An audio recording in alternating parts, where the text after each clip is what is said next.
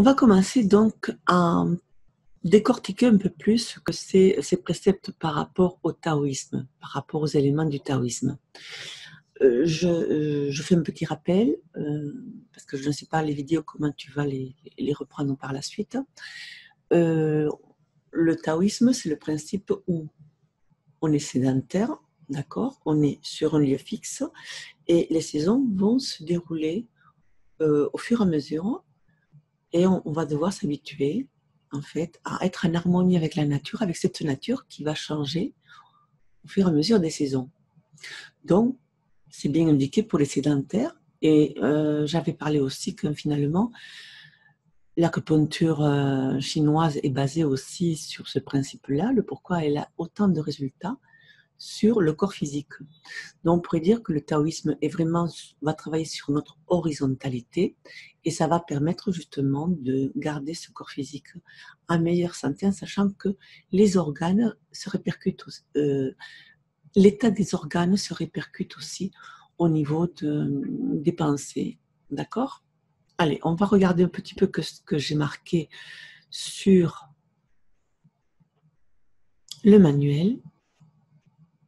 Donc, les éléments dans le taoïsme. Si on regarde un petit peu, je vais le baisser au niveau de...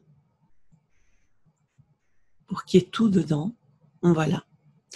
Donc, lorsqu'on voit les éléments du taoïsme, on voit donc en yin, moins c'est l'organe plein, yang, viscère creux, c'est plus. On voit donc chaque élément à quoi ça correspond, hein, en sachant que par exemple, pour ceux qui se font faire de l'acupuncture, qui vont voir un acupuncteur, je pense que l'acupuncteur a dû dire, lorsque c'est la saison de l'organe, on ne touche pas l'organe, c'est l'empereur. Donc, pour pouvoir stimuler par exemple, un organe, par exemple ici, le cœur, que c'est au niveau de l'été, on ne va pas agir sur le cœur, on va agir sur le foie. Mais là, ce qui est intéressant à voir, c'est qu'en fait, on voit ce cycle-là de nourrissement, on va dire, des éléments. Hein. Le bois nourrit le feu nourrit la terre nourrit le métal nourrit l'eau, l'eau nourrit le bois, et comme ça le cycle se fait. Donc, on pourrait dire comme ça aussi que trop de colère qui se situe dans le cœur, dans le foie, on voit ici, hein, le foie est le siège de la colère, et la colère, à un moment donné, quand le foie n'arrivera plus à gérer cette colère, qu'est-ce qu'il va faire ? Il va faire en sorte d'envoyer cette énergie au niveau du cœur. Et cette colère va se transformer en haine à ce moment-là. Ok ? Et quand il y aura un trop-plein au niveau du cœur, le cœur va envoyer à la rate le trop-plein d'énergie. Et ainsi de suite. D'accord ?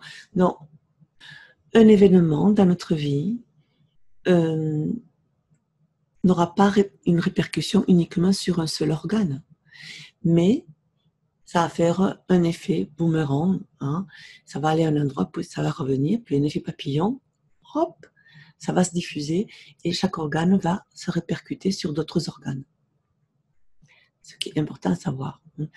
La rate qui est le souci, aujourd'hui pas de souci, s'il y a un trop-plein, elle va venir embêter les poumons et apporter de la tristesse et du chagrin et trop de prudence parfois, de la rigidité parce qu'on a peur, hein, et la peur va se retrouver sur les reins parce que les reins c'est le siège de la peur, donc là on n'a pas le courage d'avancer, on n'a pas le courage d'aller en avant parce qu'on est angoissé, on a des craintes, donc tout ça, ça fait un cycle, d'accord ? Donc voilà un petit peu pour ça, et là on va voir au niveau des organes, à l'expression des éléments, vu à travers nos organes, le foie, qui est le bois, lui il est responsable de la circulation du sang et de l'énergie dans les vaisseaux et méridiens. Il joue aussi un rôle dans le bon déroulement de la digestion et en relation avec sa paire qui est la vésicule biliaire. il harmonise aussi les émotions. Et s'il n'est pas content, on sera en colère et morose. La colère, la jalousie est son émotion. Aujourd'hui seulement, pas de colère. Le foie en bon état aide à surmonter les difficultés, à extérioriser les sentiments. La colère excessive fera monter le ki, et si l'énergie est entravée, la colère est refoulée. Et pourquoi il est important de savoir travailler aussi avec son foie et de l'alléger. Un petit peu comme les exercices de Mantashya. Je remettrai la vidéo de Mantashya sur les émotions en dessous pour que, au niveau taoïste, tu puisses aussi te rappeler et pouvoir travailler les organes comme ça aussi. Ça aide, ça aide. Le cœur. Le cœur, c'est le feu, c'est le lieu de l'esprit, le chêne potentiel. Dirige et régularise la circulation du sang dans les vaisseaux. Son émotion est la joie, la générosité. S'il est en excès, il se disperse et s'égare. En manque d'énergie, il va se sentir accablé, étouffé. Son binôme yang, c'est l'intestin grêle. Aujourd'hui seulement de la bonté avec autrui. En équilibre, les échanges et activités humaines sont favorisés. C'est l'expansion, l'ouverture. Puis surtout, cela va permettre de se relier au chêne, à l'esprit. Le souffle qui est sublimé pour se transformer en énergie spirituelle chêne. Dans certaines cultures, le sang est le siège de l'âme. Dans toutes les traditions, le lieu du cœur a une symbolique très initiatique. Je vous invite à faire quelques recherches à ce sujet.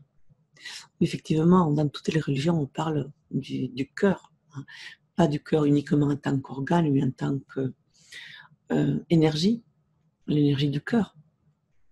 Et donc, effectivement, lorsque l'énergie de ce premier tandem est équilibrée, elle va transmuter et va devenir ce chêne qui va monter, qui va venir ici au niveau de la tête. La rate, qui est élémentaire, son rôle est dans la transformation et le transport des éléments extérieurs, liquide, nourriture, pensée, émotion. Elle gère tout ça avec son copain l'estomac. Son élémentaire en fait une mère nourricière en énergie pour notre corps. Aujourd'hui seulement, pas de soucis. La rate aime la réflexion, l'analyse et surtout comprendre afin de distribuer l'information. Tout ce qui est rumination, c'est vraiment la rate. C'est vraiment... donc, lorsque tu es vraiment tracassé, que tu ne rates pas de rien. Allez, les mains sur la rate. Et c'est sur le côté gauche.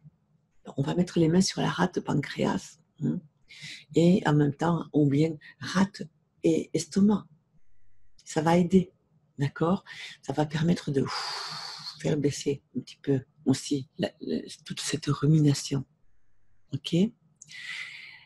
La rate aime la réflexion, l'analyse et surtout comprendre afin de distribuer l'information. Elle est très yin. L'énergie en excès peut arriver à bloquer complètement le bon fonctionnement de l'organe. Et le lien avec le chêne ne sera plus possible. Le cœur sera affecté. Parce que ça rumine trop, effectivement. On a du mal, l'énergie a du mal à monter. Dans l'hermétisme chrétien, on apprend l'existence du chakra de la rate, qui est la porte d'entrée des énergies de notre corps. Centre très important et souvent confondu avec le deuxième chakra de la tradition indienne. On peut constater ici que l'enseignement d'Orient et d'Occident sont souvent très similaires. Le poumon, c'est le métal. Sont les maîtres du ki, le poumon, du souffle dans l'ensemble du corps. C'est le centre des échanges et de la communication avec l'extérieur. Son compère est le gros intestin. Aujourd'hui seulement de la gratitude. Il se relie, il partage, il est compatissant.